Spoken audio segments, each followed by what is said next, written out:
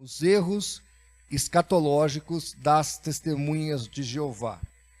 Eu gostaria até de refinar este título para alguns erros escatológicos das testemunhas de Jeová, visto que se tem uma coisa que existe em abundância nesta organização, são erros.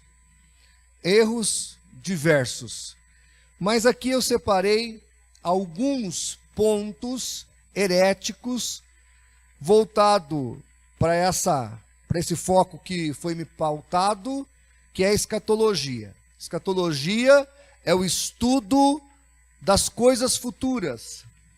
Então, nós vamos tratar nesta oportunidade quanto à volta de Jesus e as profecias falhas das testemunhas de Jeová, as duas classes de salvos, morar eternamente nesta terra, nesta que moramos hoje, e por fim, a sua ideia sobre a alma, ou o aniquilamento da alma. Então nós vamos tratar destes pontos, tenho certeza que será muito producente para todos nós, o que nós vamos ver aqui, tá bom? Primeiro PowerPoint aí, quanto à volta de Jesus, estão vendo aqui? Ok? As testemunhas de Jeová negam o que a Bíblia ensina sobre a volta pessoal, literal e visível de Cristo para governar e reinar sobre a terra durante o milênio. Ensinam que Cristo já voltou em 1914. Dizem eles no livro Poderá Viver, página 193. Na sua volta, no ano de 1914, a volta fica mais adequadamente traduzida por presença e se refere à presença invisível do Senhor. Então aqui já nós observamos dois equívocos. Marcaram uma data para a volta de Jesus, depois que o evento nada ocorreu, então disseram que realmente houve o evento, mas foi invisível. Ninguém viu, ninguém sabe, apenas eles. Disso vai se decorrer, porque, segundo eles, Jesus começou a governar em 1914, algumas atitudes estranhas das testemunhas de Jeová. Elas não votam, elas não servem o exército brasileiro, a aeronáutica, a marinha, elas não servem às ordens policiais, elas não se candidatam a cargos políticos, porque, segundo eles, tais cargos seriam um jeito de servir ao rei desse mundo, que é o diabo, e não a Cristo. Por isso, elas têm esse comportamento estranho com relação a ser um cidadão útil à sociedade. Isso acaba transformando-as em pessoas que desprezam a própria sociedade que vivem, porque não cooperam com essa sociedade, não participam dessa sociedade. O cristão é cidadão do céu, mas também é cidadão responsável aqui nesta terra. Por isso nós temos que participar deste mundo do melhor jeito possível. Enquanto estamos aqui, fazemos o melhor pelo planeta, pelas pessoas, pela sociedade, pelos países, pelas forças que lutam pela paz, mas devido a essa cosmovisão escatológica equivocada de que Jesus teria supostamente voltado e já reinando a partir de 1914 de maneira invisível, lamentavelmente temos esse tipo de atitude. Outra coisa que eles falavam, isso foi muito bem documentado, no início havia uma crença que a geração de 1914, que estava ali viva neste evento, não passaria até que tudo se consumasse. Estava isso colocado nas suas revistas, na Sentinela e na Despertai. Nós temos vários documentos aí colocando esta geração como uma geração que não passaria. Foi chegando perto do ano 2000, Eles foram tirando dos estudos, dos documentos, das revistas, da Sentinela, da Despertai, esta informação. Por quê? Porque a geração de 14 já morreu. Imaginemos, pelo menos, um adolescente que tinha 10, 12 anos, vivo em 1914. Hoje ele teria mais de 100 anos. Obviamente que pessoas com mais de 100 anos não são fáceis de serem encontradas. Logo, eles então, visto que a profecia falhou, mudaram novamente os seus escritos, mudaram novamente as suas afirmativas com relação a esta informação. Olha, esse quadrinho aí eu tirei de um livro das Testemunhas de Jeová. Eles vão lá em Daniel capítulo 4, para chegar em 1914. E eles pegam aqui sobre o tempo que Daniel profetizou que o rei ia ficar ensandecido. Veja, a profecia era para Nabucodonosor, era para um momento específico, e o texto deixa claro que passaria algum tempo. Esse tempo é ano. Então seria 7 tempos, seria 7 anos. Esses 7 anos seria o tempo que o rei ia ser castigado. E ele foi. Mas aí qual foi a revelação que o Charles Taze Russell teve? Olha que interessante. Ele pegou 7 tempos, que realmente no hebraico pode ser visto como 7 anos, ou 7 períodos de 360 dias, que daria 2.520 dias. Então eles pegaram anos, transformaram em dias, depois transformaram os dias em anos de novo. Aí virou 2.520 anos. Vocês perceberam a confusão? E aí eles pegam a partir do ano 607, subtrai, vai cair em 1914. É engraçado a obtusidade que é feita, porque algo similar fizeram os adventistas. Quantos aqui sabiam que Charles Taze Russell era adventista? Levanta a mão. 3, 4 pessoas só. Pois é, ele era adventista. No livro Proclamadores do Reino, uma autobiografia da organização, na página 40 e 41, Charles Taze Russell diz assim, que a Sociedade Torre de Vigia, ela é devedora aos adventistas do 7º dia. Os adventistas do 7º dia marcaram o fim do mundo para 1843, depois 1844. E quando Jesus não voltou, inventaram que ele voltou lá no céu de um jeito invisível, saiu do santo lugar, foi para o Santíssimo. As Testemunhas de Jeová vai no capítulo 4 de Daniel. Eles no capítulo 8 de Daniel, versículo 14. E as Testemunhas de Jeová no capítulo 4 de Daniel, no versículo 16. Então eles começam a enredar uma história completamente fictícia, mentirosa, deturpadora e sem pé e sem fundamento. Eu até diria que a história dos adventistas, embora fora de contexto também exegético, mas é menos esdrúxula do que a história das Testemunhas de Jeová. Os adventistas só pegou dias e transformou em anos. As Testemunhas de Jeová pegou tempos, que eram anos, multiplicou em dias, depois pegou esses dias multiplicados e transformou-os em anos. Olha que confusão. Agora, como é que se aceita um absurdo desse? Aceita-se porque foi revelação. É aquela história, foi Deus que falou. Aí fica difícil, né? Aí, resposta apologética. Diz então aqui Mateus 24:30. Então aparecerá no céu, e aqui eu não quero entrar nas nossas concepções escatológicas. Eu pessoalmente sou pré-tribulacionista e pré-milenista.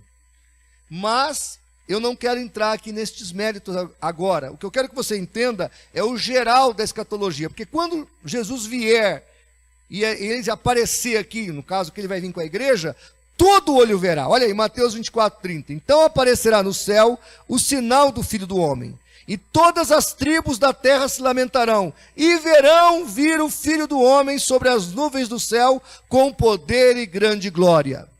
Quem verá a volta de Jesus? Todos.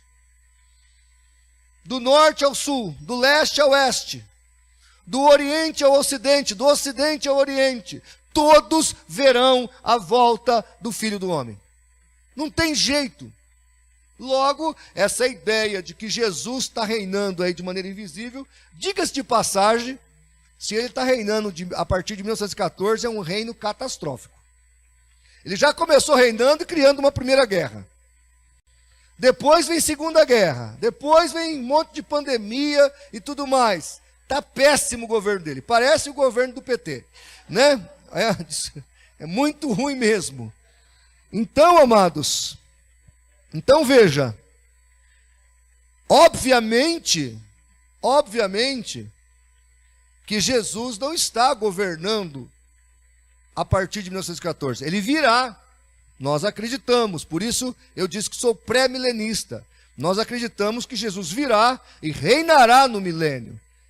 E o que a Bíblia promete sobre o milênio literal e aqui na terra, não tem nada similar com o que as testemunhas de Jeová pregam e ensinam que está acontecendo. Algumas profecias falhas a respeito disso. Olha, quando a primeira profecia falhou, eles marcaram para 1915, 1918, 1925, 1941, depois vão marcar uma outra data para 75. Sabe, parece jogo de loteria. Parece aquela pessoa que vai lá na lotérica fazer a fezinha dele toda vez, né? Quem sabe um dia acerta. As testemunhas de Jeová estão por aí, fazendo apostas para ver se um dia eles acertam. Mas aconteceu algo interessante com a casa de Beth Sarim, a casa dos príncipes. Essa casa existe até hoje lá nos Estados Unidos. O Charles Taze Russell teve uma revelação que a partir de 1925, Abraão, Isaac, Jacó e os patriarcas iriam ressuscitar. Então fizeram uma mansão muito bela, muito bem estruturada para a época, para que os príncipes morassem lá. Um homem embriagado, encachaçado, embebedado, apareceu lá com roupa toda suja, com a barba sem fazer ou por fazer, e falou: sou Abraão. O pessoal lá, os diáconos, deram um pau no cara, tocaram ele de lá. E por fim, quem foi morar na casa? Nada mais, nada menos do que o senhor Joseph Rutherford, o segundo presidente da organização. Ele é que acabou morando na casa dos príncipes, e até hoje Abraão, Isaac e Jacó não ressuscitou. Tá certo? E aí eles pegaram e venderam essa casa. Mas uma pessoa que gostava de questões históricas comprou a casa e manteve a casa até hoje lá nos Estados Unidos, e ela está até hoje lá, para vergonha das testemunhas de Jeová, provando um monumento levantado à falsa profecia. É um monumento levantado à falsa profecia. Eles predisseram para 1975, de uma maneira muito convicta, o Armagedon e o fim do mundo. Tudo começou, irmãos, em 1966, quando foi lançado pela Sociedade Torre de Vigia o livro Vida Eterna na Liberdade dos Filhos de Deus. Na página 27 do livro, o início do parágrafo 40 dizia: podemos assim relacionar a contagem de tempo pela Bíblia com a contagem do tempo pelo mundo até a presente data. Ao fazermos isso, torna-se evidente que o homem se aproxima do fim dos 6.000 anos de sua existência. Então eles contaram os tempos bíblicos. Então, quando completasse supostamente 6.000 anos, que na conta deles dava no ano de 1975, então viria o Armagedon. Muita gente deixou de ter filhos, muita gente vendeu tudo que tinha, muita gente mudou a sua vida para esperar o Armagedon em 1975. Em 1974, eles diziam: irmãos, falta um ano para o Armagedon. No meio do ano de 74, Eles diziam: irmãos, faltam 6 meses para o Armagedão. Faltando 1 mês para terminar o ano de 1974 e começar o ano de 1975, eles diziam: irmãos, faltam 30 dias para o Armagedon. Quando faltava 15 dias, eles diziam: irmãos, faltam 15 dias. Quando faltava 1 semana, irmãos, falta 1 semana, 7 dias. Aí veio o dia 1º de 1975, janeiro de 1975. E eles disseram: irmãos, 1 ano depois do Armagedon. Nada aconteceu. Mas a vida de milhares de pessoas foram atrapalhadas, foram afetadas com essa falsa profecia. E eles simplesmente mudaram a interpretação, não pediram desculpas para ninguém e continuaram o seu engodo mentiroso. É um negócio absurdo. Irmãos, as seitas, muitas delas, são como partidos políticos. Mentem deslavadamente. E quando as suas mentiras são descobertas, sabe o que eles falam? Perseguição do inimigo. Eles vão pegar esse vídeo meu aqui, quando estiver na internet, e vão dizer: é infâmia de Satanás. O Martinez é um mentirês, não está dizendo a verdade. Isso não é um fato, é porque o diabo está usando ele. Eles não têm a humildade de assumir os erros. Enganam pessoas, deturpam a palavra de Deus. Engodeiros. Engodeiros. Próxima, por favor. Preste atenção nessa resposta apologética. Olha Mateus 24:36. Vamos ler todos juntos? Vamos comigo? Mas daquele dia e hora ninguém sabe, nem os anjos do céu, mas unicamente meu Pai. Que coisa maravilhosa. Jesus deixou claro: ninguém saberá, ninguém sabe, ninguém saberá o dia e a hora da sua volta. Somente o Pai. Aí as testemunhas de Jeová pegam esse texto, devia assumir os erros dela, e dizer: nós erramos marcando datas. Eles falam: está vendo? Jesus não é divino. Jesus não é Deus como Pai, porque senão ele saberia. Ora, presta atenção no que eu vou te explicar. Hebreus capítulo 2 fala da encarnação do Verbo. Jesus se fez menor que os anjos. Em que momento Jesus se fez menor que os anjos? Quando ele se transformou num homem. Quando ele se transformou num homem, segundo Filipenses 2:7, ele deixou a sua glória, ele esvaziou-se da sua glória. Lá em João capítulo 15, quando ele ora, se não me engano no versículo 7, ele fala: Pai, me glorifica com aquela glória que eu tinha antes de vir a esse mundo, ou antes do mundo ser feito. Então, quando Jesus ressuscita lá em Mateus 28:18, ele fala: é-me dado todo o poder nos céus e na terra. Então Jesus não deixou a divindade nunca, ele sempre foi divino.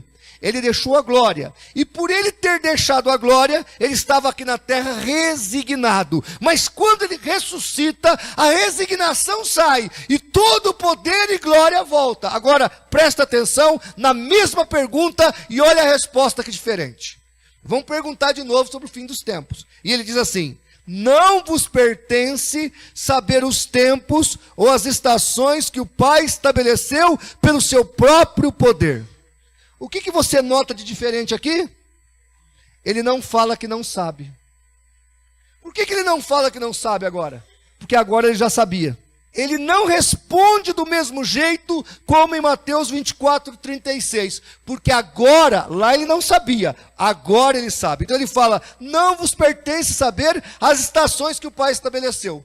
Ele não fala que não sabe, porque agora ele sabe. Está entendendo? Então aqui nós temos 2 respostas apologéticas para as testemunhas de Jeová. Primeiro, com relação à divindade.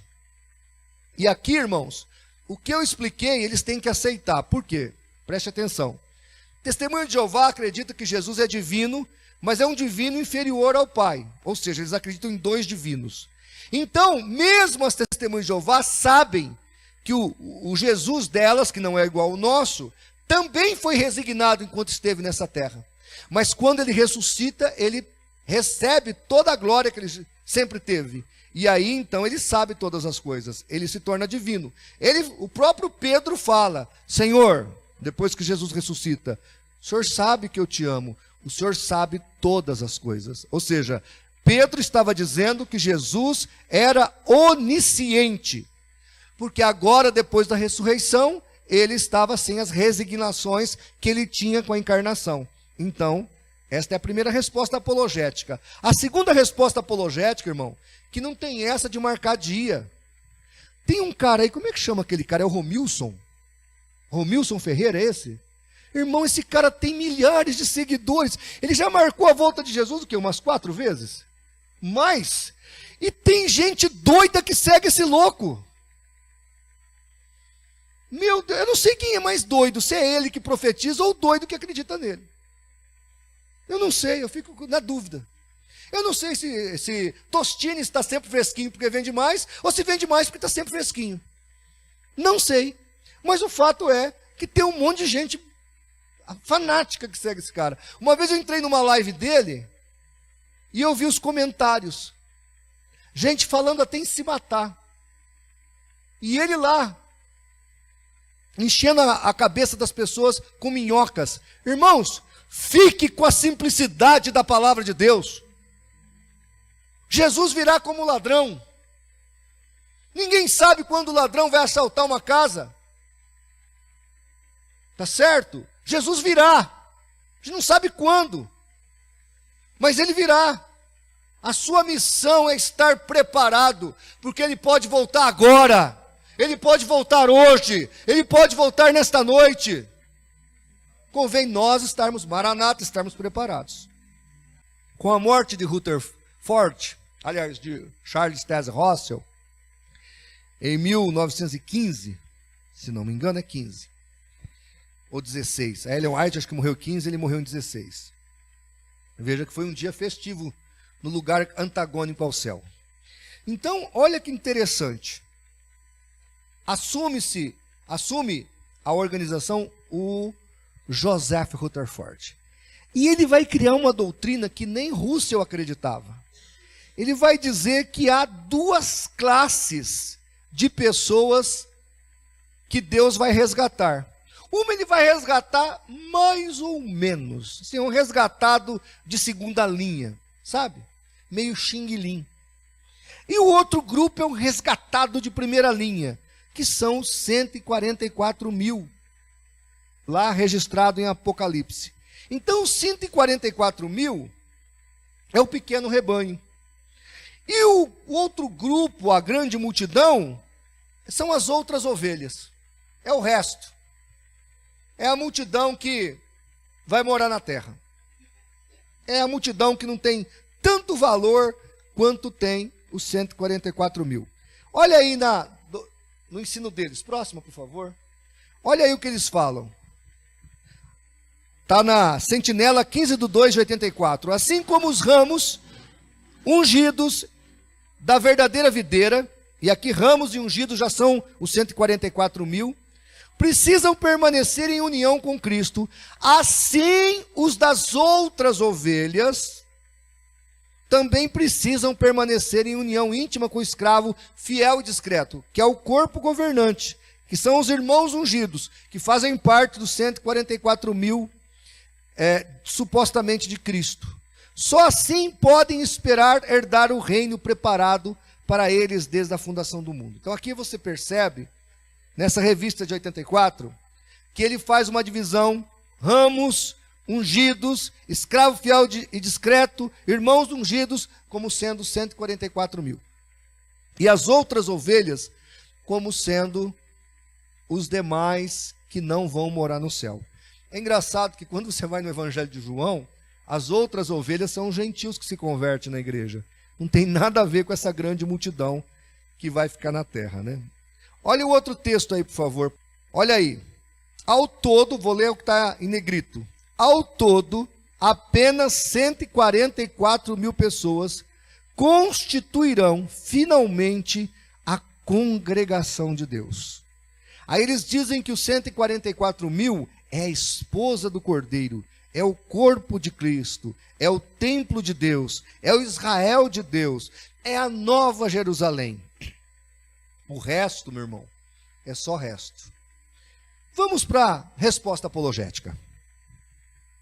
Primeira questão, Pedro fala em Atos 10:34, e abrindo a boca disse: reconheço por verdade que Deus não faz acepção de pessoas. Irmãos, Deus não vai levar um pequeno grupo para o céu e deixar um grande grupo aqui na terra. De jeito nenhum. Essa é a primeira observação. Quando você lê João capítulo 14, Jesus diz assim: credes em mim, credes em Deus. Na casa do meu Pai há muitas moradas, vou preparar lugar. E quando eu for e preparar, voltarei para vós e vos levarei para onde eu estiver, estejais vós também. Então é uma promessa.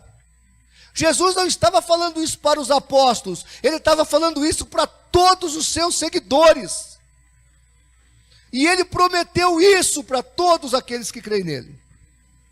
Outra coisa importante, 1 Timóteo 2,5 fala que só há um mediador entre Deus e os...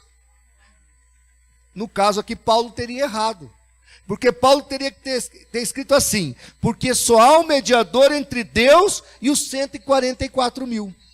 Paulo não escreve apenas 144 mil. Paulo escreve entre Deus e os homens. Porque Deus não faz acepção de pessoas. Deus só tem um povo, Deus só tem uma igreja. Apocalipse, falando dos 144 mil, deixa claro que 144 mil eram o quê? Filhos de Israel. Ó, presta atenção. Os 144 mil são judeus. Quando aparecerem os 144 mil, a igreja vai estar no céu. Aí esses judeus serão selados por Deus, e eles vão proclamar o evangelho enquanto a igreja está no céu. Enquanto a igreja vai estar nas bodas do Cordeiro, eles vão estar aqui fazendo, digamos assim, esse papel que eles no início se recusaram a fazer. Porque Deus tinha um projeto. O projeto era eles aceitarem Jesus e através dos judeus o mundo ser ganho para Cristo. Os 144 mil vai fazer isso. Vai mostrar como isso funcionaria. Porque Deus sempre, ele abre aspas, parênteses, abre exceções, mas ele sempre volta no que ele falou que ia fazer. E ele sempre faz. Não no nosso tempo, mas ele faz. Mesmo quando a gente atrapalha, ele faz. E vai fazer. Tá? Agora são judeus, não gentios. Agora Apocalipse 7:9, não sei se você sabe, João viu a gente lá, viu a humanidade lá, olha aí. Depois destas coisas olhei, e eis que uma multidão, a qual ninguém podia contar. Dá para contar 144 mil? Sim ou não? Dá.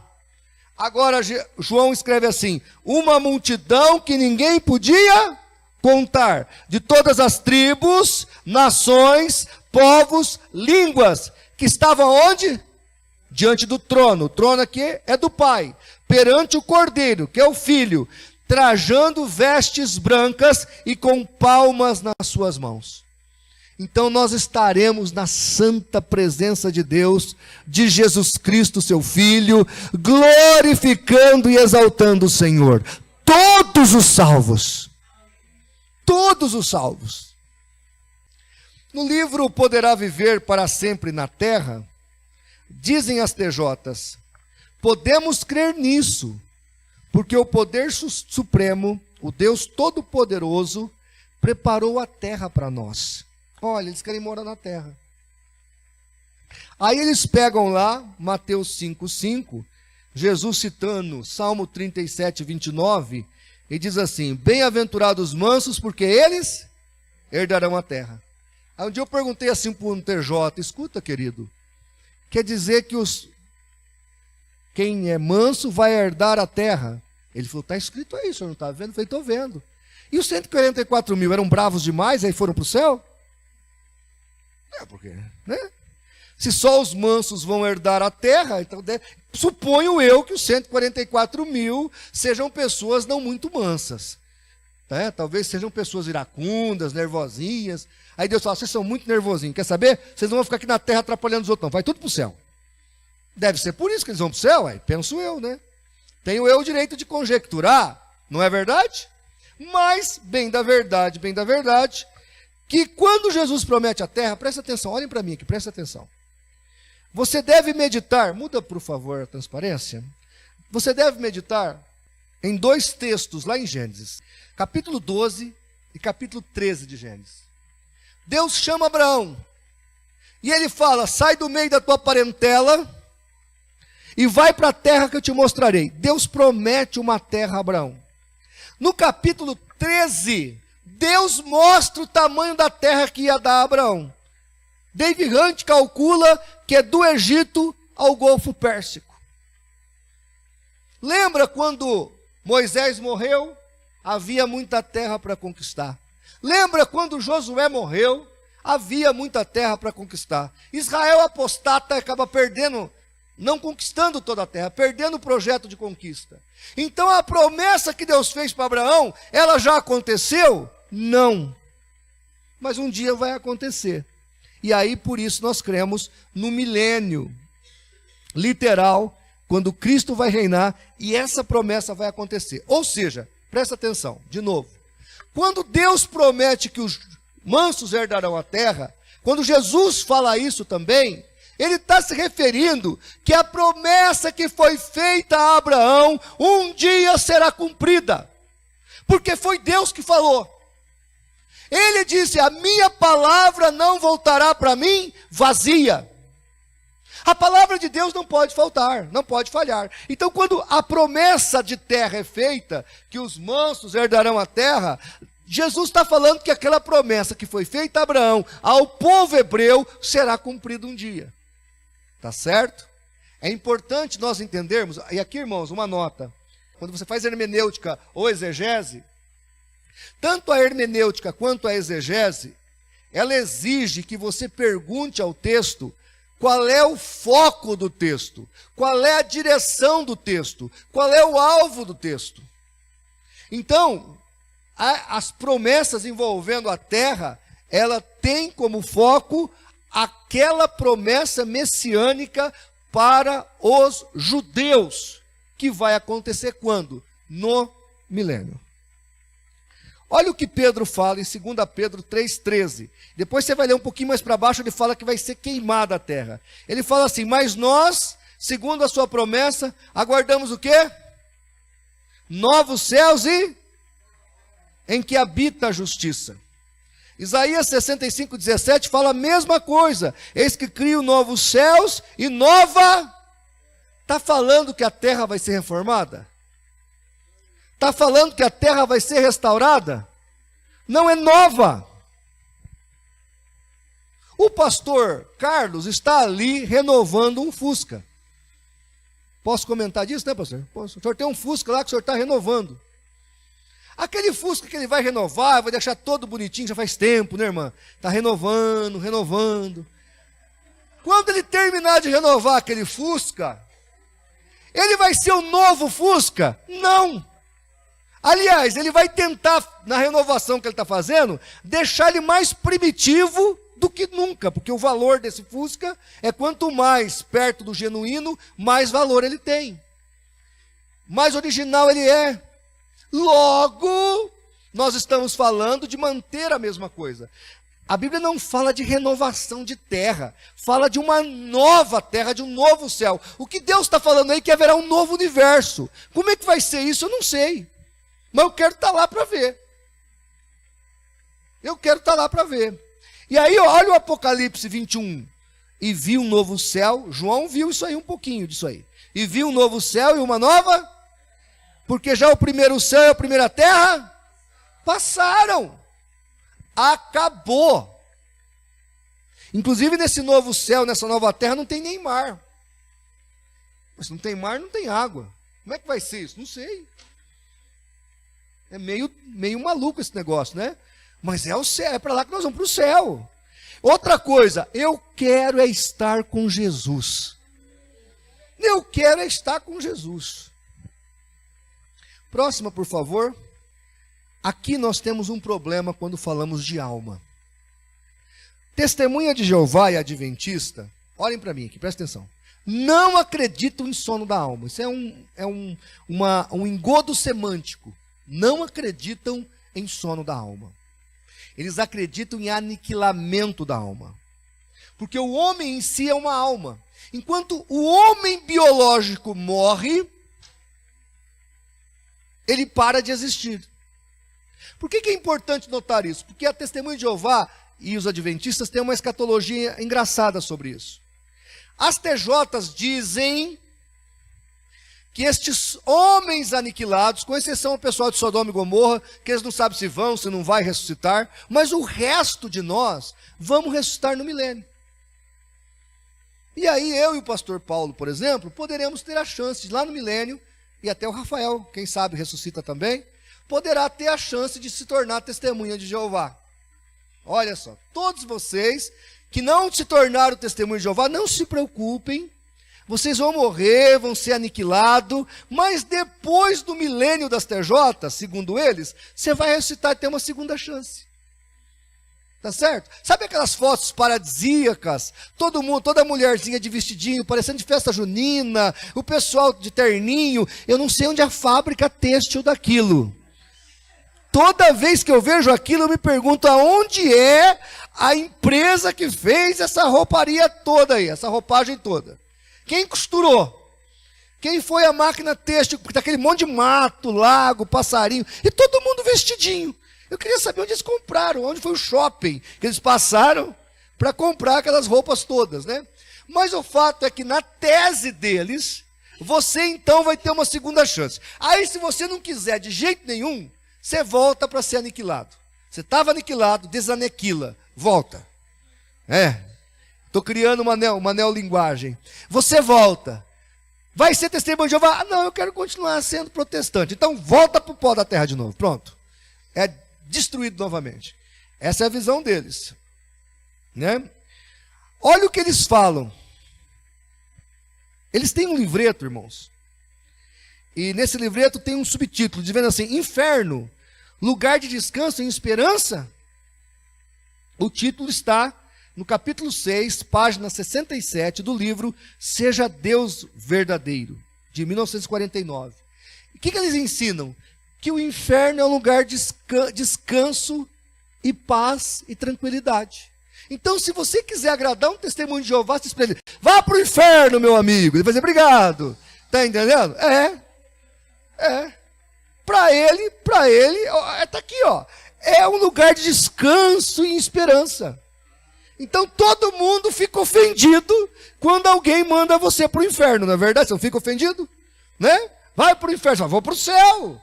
Né? Testemunho de Jeová não, ele vai dizer, oh, obrigado, você também, né? Porque na cabeça dele, ir para o inferno é ir para o lugar de descanso, de tranquilidade, você vai dar uma desligada, uma relaxada, aí Jeová te liga de novo depois para você acordar no milênio. É loucura, né, irmão? Pois é. Agora, presta atenção nesse próximo slide, por favor, minha querida. Lembra que eu falei de exegese? Exegese é interessante, porque as línguas originais da Bíblia, às vezes são obrigadas a serem chamadas na interpretação, para ajudar o que a tradução em português, por exemplo, não consegue fazê-lo. Olha aí, mansão dos mortos é a tradução de Sheol, no hebraico, e do grego é a palavra Hades, tá certo? Mansão dos mortos. Agora, veja que interessante. Sepultura em hebraico é kever ou kevurá. E em grego é minema, minemeio. Ou seja, se eu quisesse falar sepultura em hebraico, eu falava kever ou kevurá. Se eu quisesse falar sepultura em grego, eu usava minema, minemeio. Jesus, lá em Lucas 16, do 19 ao 31, quando ele fala da vida da alma após a morte, ele usa a palavra Hades.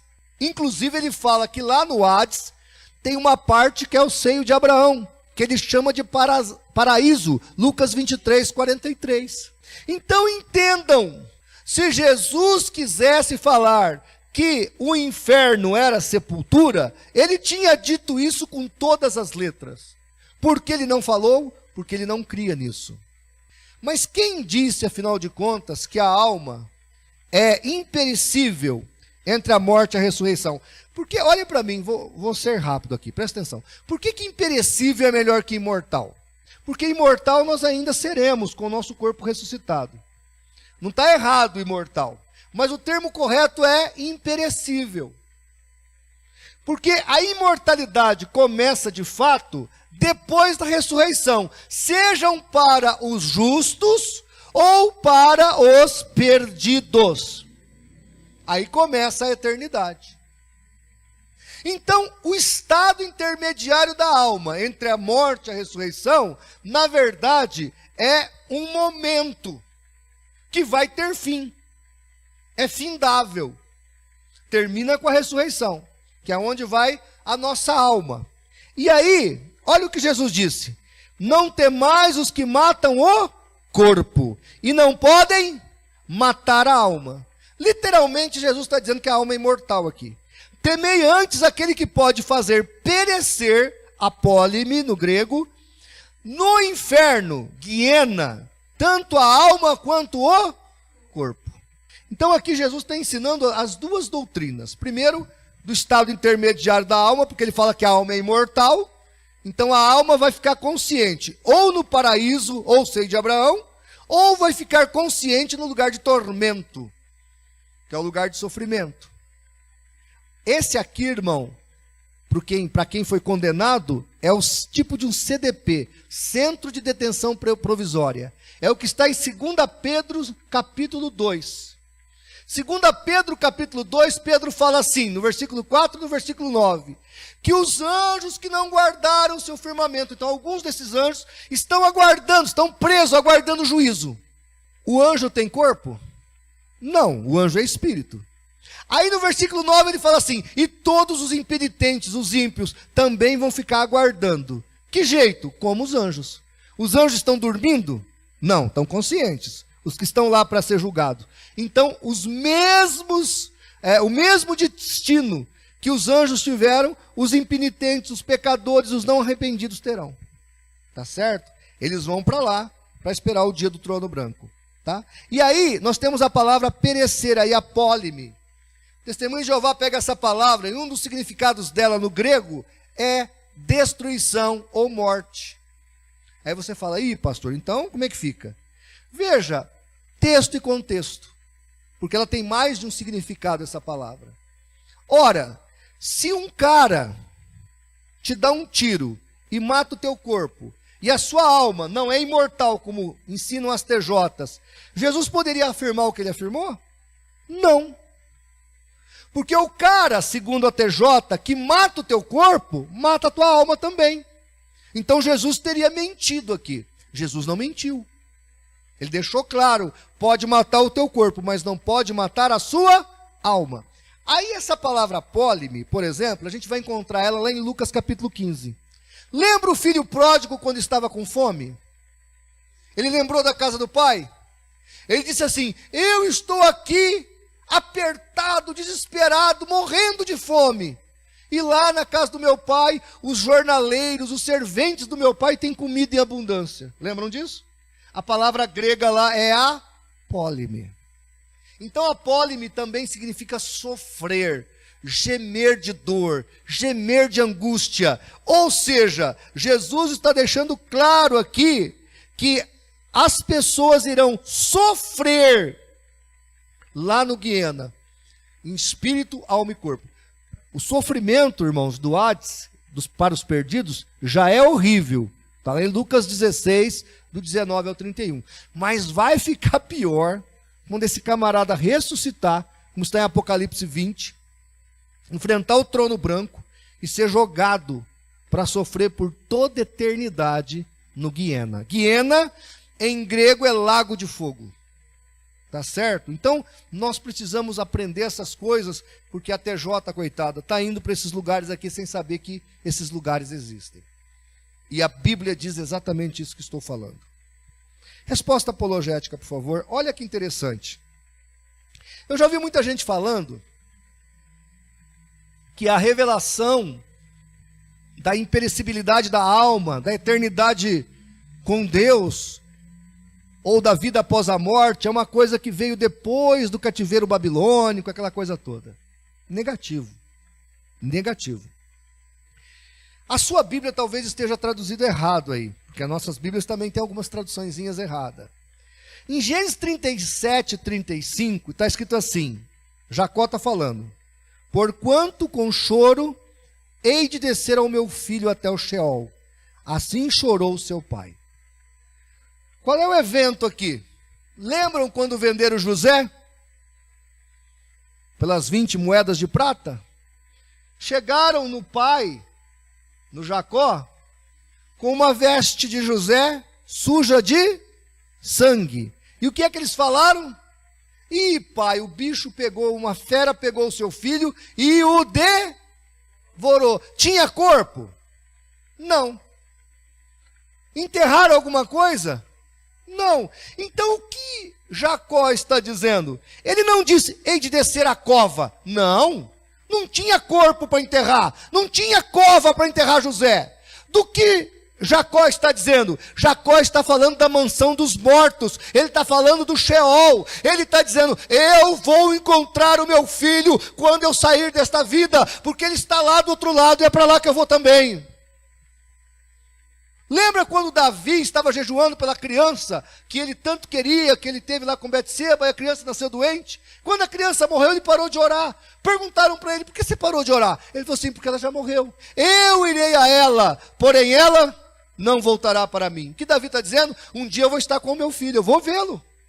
Ele estava crendo que a vida continua após a morte. Até o depravado e desviado Saul cria que a alma estava consciente após a morte. Tanto que ele queria falar com Samuel, ele foi aonde para falar com Samuel? Foi lá na pitonisa, na feiticeira. Foi falar com o demônio, na verdade, não conseguiu falar com Samuel. Foi falar com a pitonisa. Mas ele acreditava que a alma vivia após a morte? Sim ou não? Sim. Até um desviado sabe disso, mas um TJ não sabe. Olha que situação. Não é verdade? Próxima, por favor. Olha aí Daniel 12:2. Fala que haverá ressurreição. Uns para a vida eterna e outros para o desprezo eterno, vergonha eterna. Agora preste atenção em Mateus 25:46 para refutar essa confusão geovista sobre o futuro da nossa alma e sobre o final de todas as coisas do homem. Olha Mateus 25:46. Jesus está falando, Jesus, meus irmãos, é Jesus. Irão estes para o tormento eterno. No grego, kolasin aionion. Mas o justo para a vida eterna, zoin aionion. A palavra aionion, em grego, é eterno. Observe que a mesma palavra para a vida eterna, que a TJ acredita, que o adventista acredita, que o mortalista acredita, é usado aqui para tormento eterno. Então veja, se o tormento não é eterno, logo a vida também não é eterna. Ou os dois são eternos, ou Jesus mentiu. E Jesus está dizendo claro, Kolasin aionion para os perdidos, e zoin aionion para os salvos. Ou seja, ou as duas coisas são eternas, ou nenhuma delas é eterna. Vamos lá? Olha aí. No livro Poderá Viver para Sempre, no Paraíso da Terra, diz assim, a verdade não admite a existência de todas as espécies divergentes de doutrinas religiosas no mundo. E não pode haver duas verdades. Quando uma não concorda com a outra. Ou uma é verdadeira, mas não ambas. Ora, você vai acreditar em quem? Olhe para mim. Você vai acreditar em Jesus ou na sociedade Torre de Vigia? Hã? Quem falou que a vida é eterna? Quem falou que o tormento é eterno? Jesus. Então a pergunta é, em quem você vai acreditar?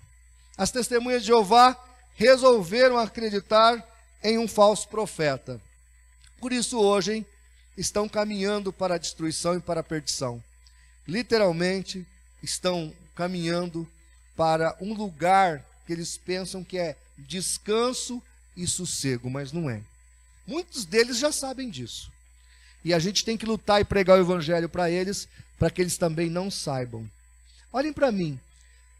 Pensa comigo na evangelização. A irmã que é missionária, a gente tem que sair atrás dos pecadores, não é verdade? Qual é o único pecador que a gente não precisa ir atrás, que ele vem atrás da gente? Testemunha de Jeová. É ou não é verdade? Irmãos do céu, quando bate uma testemunha de Jeová lá em casa, a minha mulher fala assim, peraí que o meu marido quer muito falar com você. O TJ fica até animado. A Miriam grita, amor, TJ. Eu venho louco da vida. Lá vem eu. Eles só batem uma vez, na segunda vez, né? Eu estou morando nessa casa que tenho agora, faz 4 anos. Eles já bateram 2 vezes lá. Eu fico feliz quando eles vêm. As 2 vezes eu enchi de pergunta o indivíduo lá, o discipulador lá. Até hoje eles não voltam para dar resposta. Não voltam para dar resposta. E agora os meus vizinhos já foram visitados 4, 5 vezes. Eu só fui 2. Eu estou aguardando eles errar de novo a casa, porque às vezes alguém não anota direito, e eles batem lá, e eu a recebo com alegria. Até minha mulher, quando eu não estou lá, ela dá chocolate neles. Agora, olhem para mim, preste atenção.